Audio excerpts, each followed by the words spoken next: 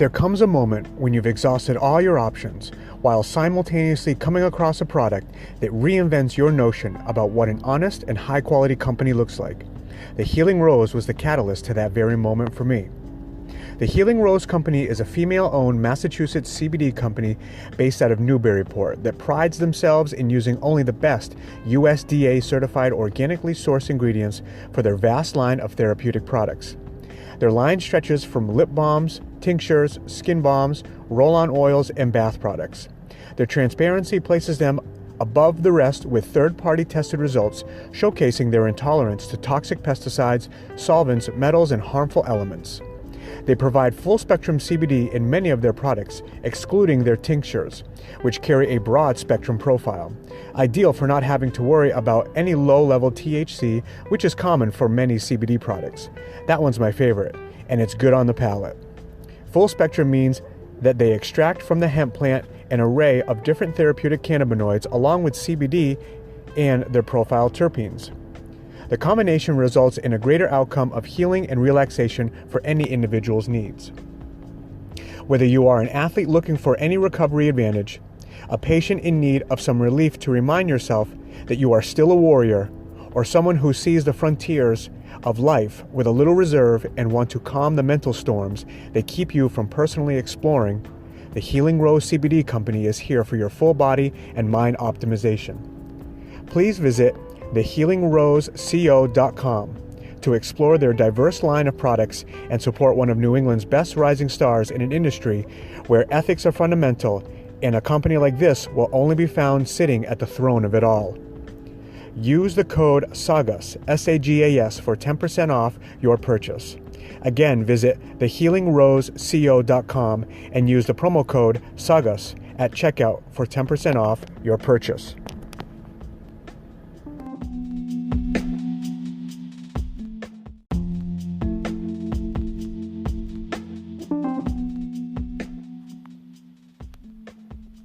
To the many martial artists, entrepreneurs, dreamers, and thinkers, how often, for your own sake, would you love a symbolic reminder of your mentality and the perfect dichotomy to match? Murder Nerd is an independent clothing apparel line that represents the sharp, relentless focus towards personal growth and athletics. It embodies the vitality of their creative owners and the network of people who run on the same frequency. Why not elevate your frequency in comfort and style? Visit www.murdernerdsfitness.com for their personal line of shirt and hat wear. Enter the promo code SAGAS, S-A-G-A-S, for 10% off your purchase. Again, visit murdernerdfitness.com and enter the promo code SAGAS for 10% off your purchase.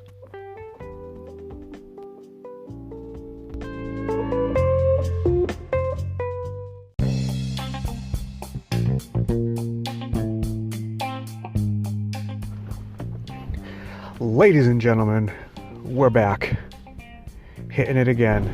All right, so I'm going to be straight up with everybody with this. I am definitely not in a sauna right now. Usually I am. It's actually where I'd much rather like to be and where I actually like doing these things. But, when you have time and you have the opportunity to do these things, I feel like you just gotta kind of bite it and go for it. I get that the rub is, being in the sauna for it, and that's a majority of them, but I just have too much convenient spare time at the moment, because right now I'm in a parking garage in Boston and at Tufts Hospital, so I'm just waiting for my wife to get through an appointment that she has here. So I thought I would kind of expand on an idea that I've been contemplating for a little while now, and it's been helpful. Some of this might come off a little obvious, and I thought it was obvious too, but I guess it's like one of those things where when you know something, but then you hear it either again from somebody else, other than like an immediate person to you, or if it's what would you say? If it's explained to you in a way with just one or two additional details that kind of link everything together a little more. It's like solidifies the idea. Sometimes it's just it's very helpful. And I think that's kind of what happened here. So, just a little bit of context to this. I'd say in the last month or so,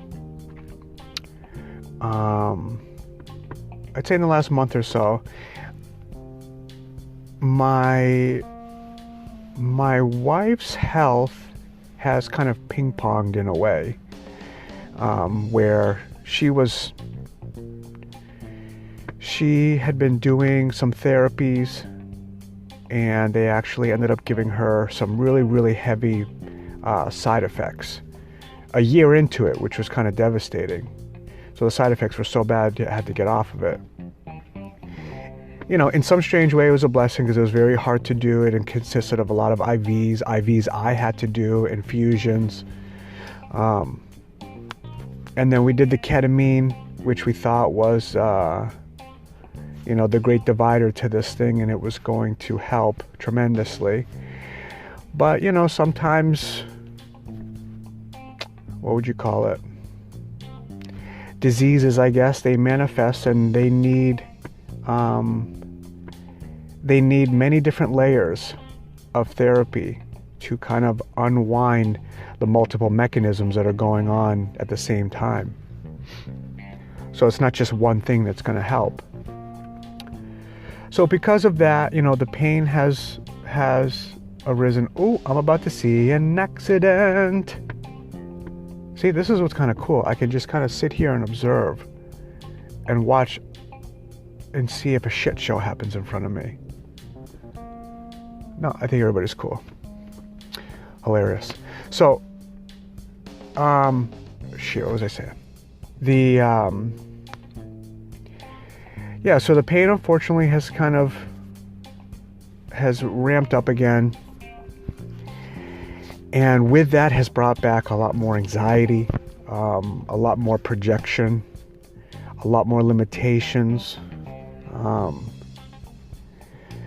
But at the same time, it's like when you find out something has worked, you have to really contemplate what it was and why that's such a big question. Is because unfortunately when you're at the end of your rope, or I guess when you're desperate, you are engaging in multiple things, which can be good and very bad, because you don't actually know what the thing is that's helping you.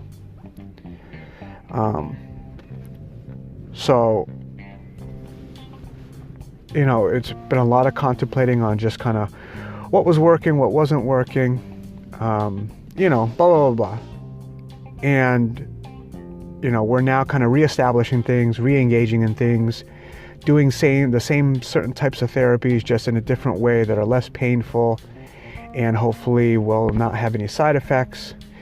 And really just, I don't know, I guess kind of starting over in a weird way, but just with more information. And hopefully these infusions help, and then once the infusions help, the ketamine will also help too. And, I'll get into just those different mechanisms in another podcast so that I could, I don't bog this one down with a bunch of technical things. So because of all this, it's put me in a different kind of headspace, and I find that sometimes I get information at the perfect moment. And one of these things was, there was something that I had heard. I forget who said it. It was an addiction psychologist, I think. It was on some podcast. And he was just expanding on the idea of hope. Of hope, I guess, hope and faith. And for whatever reason, these words, they get a little muddy for some reason. So, as a base definition for these things, hope is like a feeling of expectation, desire for certain things to happen. And then you have faith. Faith is like complete trust or confidence in something or someone. So the problem with these words, at least for me, is that every time I hear them in the context of some kind of like a religious banter, right? Or like religious advice. And believe me, I'm not anti-religion. I'm more I used to be pretty anti-religious. There's a lot of different things that have kind of brought me to this curious place and trying to interpret what I believe theology, religion is in a more mature way, in a different way, one that's void of any of the what would you call it? The traps of literalism, right? Literalism is kind of, I think, a little bit of the problem with a lot of these stories and parables and all that stuff in people's evangelical behavior. So, but the problem is that, like, I attach these words to people's religious advice in the sense of you need to just hope and pray. Just hope and pray. And then have faith. Have faith in what? Have faith in the process. Have faith. The worst one is just have faith in your Lord Jesus Christ. And okay, I guess there's nothing wrong with that if you know how to break down that idea. And maybe you know how to break down that idea because you yourself are a religious person. So you know all of the different like thought patterns that can kind of all come together and accumulate to something useful when you say, just have faith in Jesus and have hope and pray. Damn, we got some people cranking music in here. So the problem with that for me is that me personally, there's nothing I can learn in that. So what you're saying is just do this, but don't try to understand how it works. And if you want me to understand how it works, then what am I supposed to do? Am I supposed to study an entire Bible? Is this like a trigger to get me to then just learn Catholicism, learn Christianity, learn whatever you're coming from? Like that's not like pragmatic enough for me. That's not practical enough. There's not a lot of like breaking down a system to this thought, to this like thought pattern here. Like break down what faith is. How does faith even work with hope? And it's weird, but I just keep getting that same type of advice from a few people, and they mean well.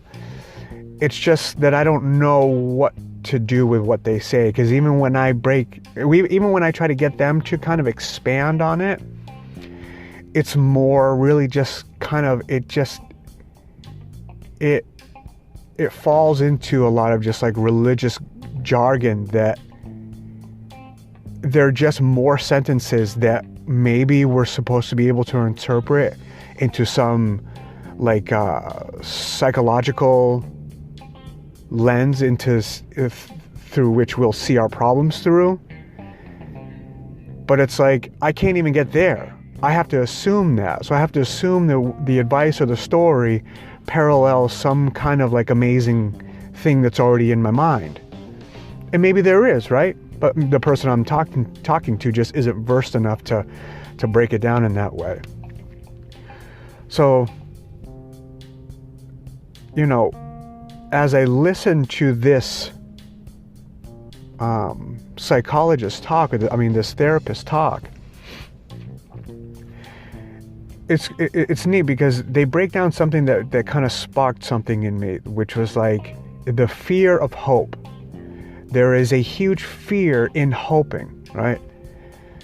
You're looking for an outcome, and when you don't get this outcome, or you get a different version of it, all it manifests in you is disappointment, right? And the more that you do this, the more that you hope, the more that you don't get what you want, the more that like you assign yourself as this magnet for negativity, this magnet for just, the gods are after you and just not willing to kind of grant you just one wish, just one favor. And, and it diminishes the amount of hope that you have, or it establishes this idea that hope doesn't consist of a certain type of work, I guess, right? Because for me, it's like, I don't even know what hope, I don't even know how to use it, right? If I'm supposed to have hope, like, well, how do I practice having hope, right? What does hope look like? Because in my head, all I'm doing is I'm just expecting. Let's expect something for the future, but that doesn't build this kind of mental callus that you're looking to have when going through difficult times, and using hope as something to strive for, something to help you get through it. And what he says is totally right, because, or what he says I relate to, which is there is a lot of fear in hoping. You're terrified to hope for anything, because the amount of hope that you have, it like parallels the amount of disappointment that you'll get. So you don't want to engage in having a tremendous amount of hope for something to change, because you know that amount of hope that you have, that's just going to be how big of a disappointment it's going to be if it doesn't happen. So we fear that. And worst case scenarios, you kind of become hopeless. And, I know what that can feel like sometimes for certain things, and it's horrible. It's the catalyst to really heavy depression. And I understand that too, to a different degree, there's different degrees of depression. And, and I think a lot of people, do have that, whether it's chronic and consistent or circumstantial. Like, we all have that, because we're all working on trying to just, be in the best place that you can. And when that doesn't work out, it's like it's a spiritual beating. So, he starts expanding on this thing, and I really like where he goes with this, because he goes into the idea of faith. Like, all right, how do you combat your fear of hope, so that you can continue to have hope, so that you can continue to decide, think, and act in a way that will feed a better outcome in your hope, no matter the shortcomings that happen in that process, because they're going to happen. They're going to happen. There's no point in having hope if everything was guaranteed, because it's a risk. And he gets into this idea of faith. And faith, like I said, was just like, it's like a trust or a confidence in something or someone. And I like this, because this is something that I do understand.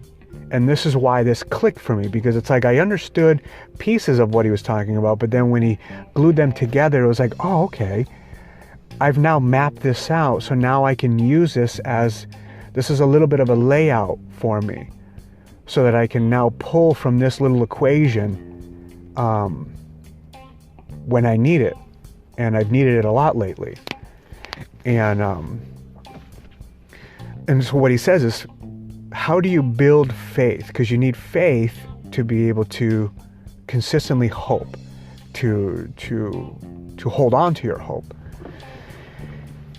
And building faith, he says, in one of the more practical ways is doing something that, how did he say it? I can't remember exactly his words, but engage in something that allows you, engage in something that allows you to grow and to expand on, whether that's literally a hobby or just any activity that's difficult, right?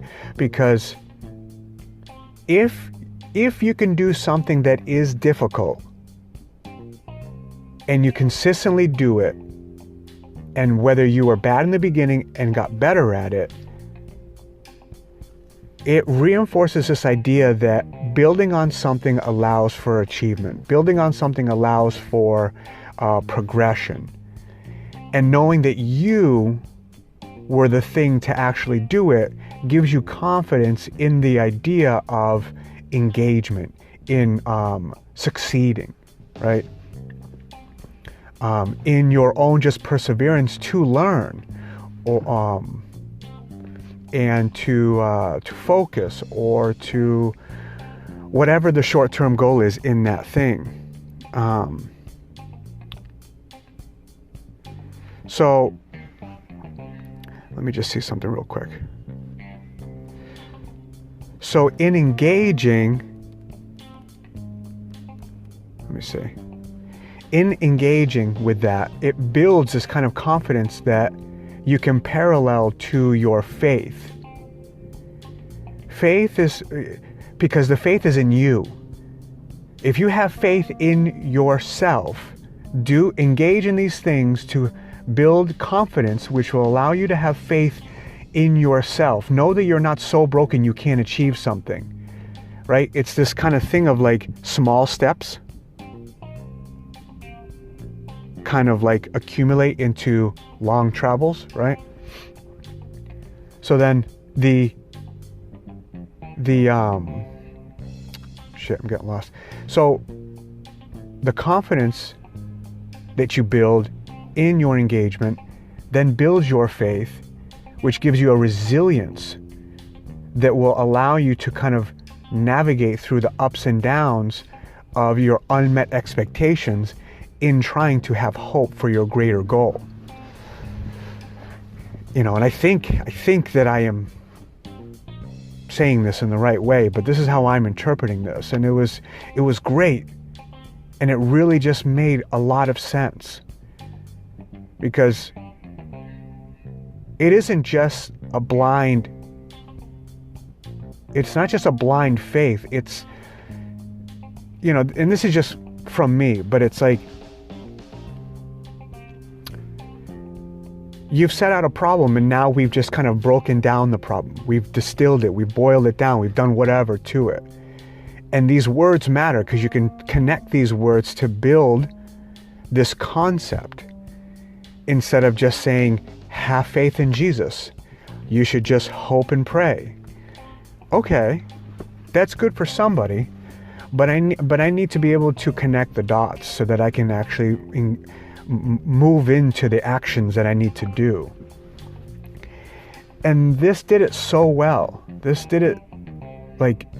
was huge for me at a time where I really, really needed this. And it just made sense.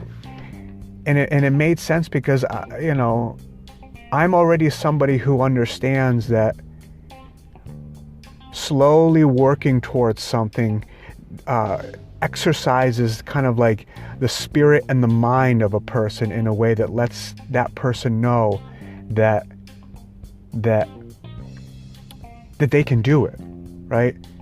That if this is possible, then maybe something else is possible, right? That I'm not just kind of cemented in my spot here. If I decide to try to work for something, you know, a thing will come out of it. I will have built something if I just lay down the first brick, metaphorically, I guess. And I know that from just years of songwriting and martial arts and just whatever other little things, like other hobbies, you take the small steps to learn, and you just keep going and going and going, and you are not the same person that you were the day you started a year later. You're just not. And the product itself, the thing itself, is not the same thing too. So you have tangible evidence that you've progressed, you've done something. And I parallel all of that to this, building the mind, building the psychological concepts, building upon them so that they help you in these bigger moments where circumstances kind of can have a quality of just smashing you down, right? You have to find a way to kind of either build yourself back up or know that, or have a perspective that allows for that crashing to have less damage on you, right? And this was great, and it was good because I built on this conversation with my wife, because obviously she's going through a fucking shitload too. A lot of disappointment, was doing pretty good. Now we're going backwards. What does the future look like? Now we have to have hope that these things are going to work again. Once we get them to a certain level, what does the future look like? And she enjoyed it. She really liked it. But, when your ears don't work well and your eyes kill constantly and your body can hurt in a certain way, what are you engaging in, right? You don't have hobbies. Exercise is something that's like very minimal, and not consistent. So there's a lot of limitations in my wife's circumstance. But what she decided to do actually a little while ago, I'd say maybe in the fall, she actually decided that she wanted to, she was into a lot of breath work. And then she decided that she wanted to get into some of that cold immersion therapy, where you can kind of call upon these cold shock proteins in your body that kind of help with a lot of different things, different neurotransmission pathways that help with mood. I've even seen how it can possibly regulate different systems of methylation. Methylation is a huge process that has to do with like B12 and chronic pain and mood disorders, and it's a symptom of having certain types of genetic polymorphisms that can kind of fuck you up. A lot of different things can come from cold shock therapies, and it's incredible because it's really just an evolutionary process that happens. So she got into this cold therapy breathing technique. She took a low-level, first-level course through the Wim Hof program, and that guy's amazing. And I'd love to expand on what he does too on another one, but that guy is legit amazing. And he has this great app that kind of walks you through and gives you material every week so that you can slowly condition yourself into a place where you can kind of submerge yourself in ice water and do the breath work and condition your nervous system and build upon your immune system and all these other things that I just said. So he has his whole origin story, and it's incredible, and I'd love to get into that at some point. But, she decided to do that. And so when I brought up the hobby thing, it's like it's another point of disappointment. She can't sit there and do hobbies. Everything hurts, right? Using the eyes for too long hurts. You can't just force yourself to do these things when you're obligated to give some percentage of you to your child and your husband for at least a little bit of the day. It's really fucked up what your limitations are when your ears and eyes just run haywire on you. and never mind your feet, right? So it's rough, but she started doing this program. So I made it a point where, we had this huge conversation about faith and hope and all this stuff. And she just didn't feel like she got it, but then it's like, yeah, but, we always we unfortunately get to this place where like, yeah, but this, yeah, but that. And it was, yeah, but I don't know how to build on this faith because of my limitations. I don't know how to do something hard and this and that. And I had to remind her, like, no, you already do these hard things. You do these incredibly cold showers. Like, you do this breath work. You've put the bathing suit on and you've done these ice baths outside. You've gone into the ocean, right? We went into the ocean in November. She went up to her shoulders at York Beach, right? And then we got home, and 2 weeks later she goes into a lake, and just kills it.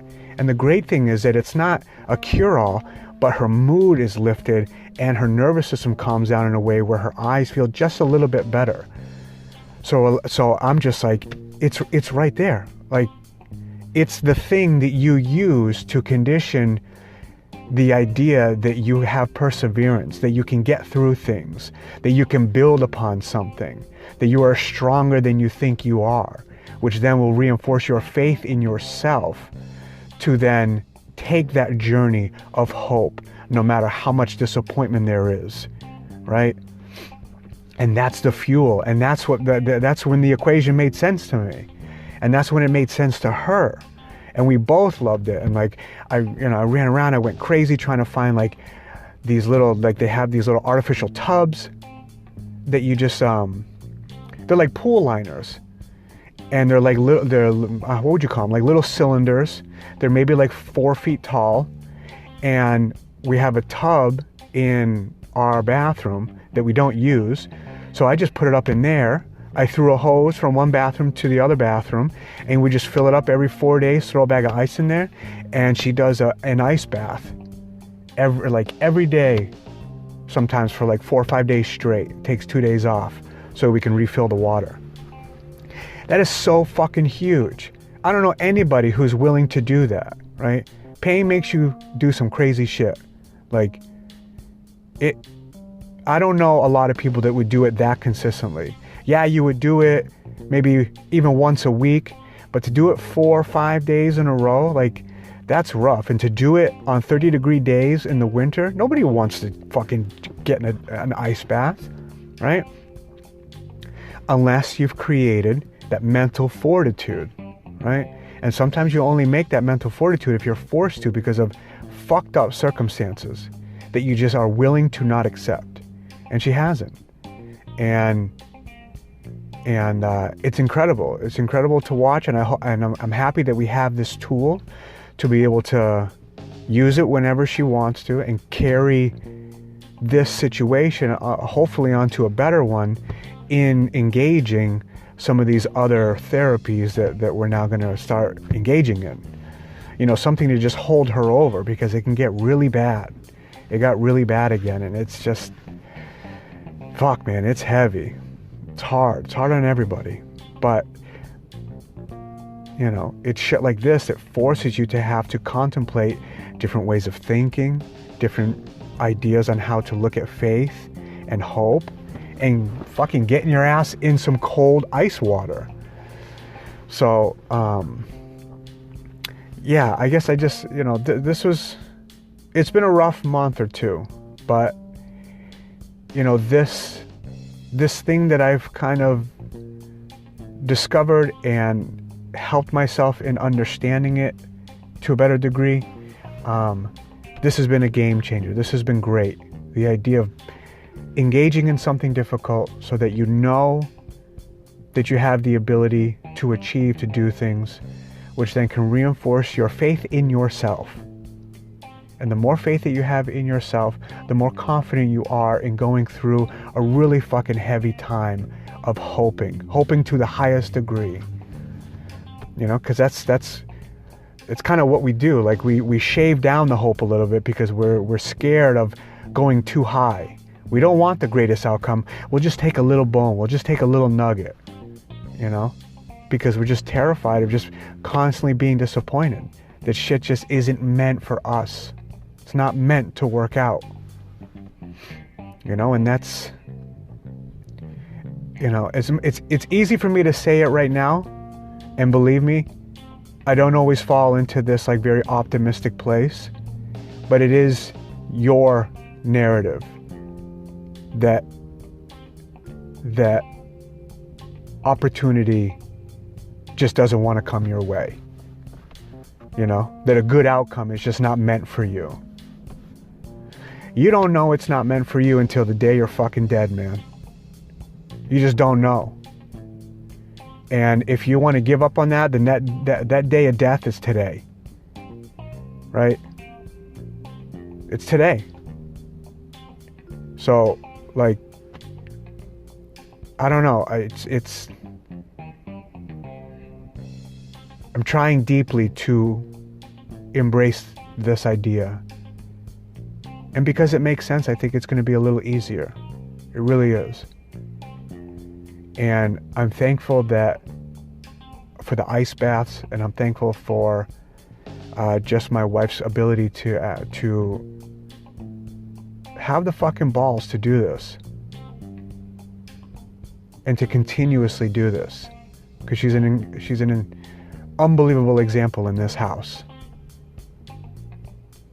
You know, and this isn't some kind of like pat on the back shit, but there's a real legacy in this house that people don't see. That's happening right now. And that has been happening. And it's going to echo through my daughter. And no matter what she does, you know, these are the moments that build a foundation to our family. And this is a fucking big deal. You know, this is real perseverance here. But I get not having it if you don't have it laid out in a simple way for you. Baby steps. I need mental baby steps. I always do. Or else I just don't understand concepts. And this, thankfully, now I do. And, yeah, and hopefully, you know, hopefully it continues. Because this is valuable. This is valuable. I really did discover something new in what I heard. And in now that I've conceptualized it.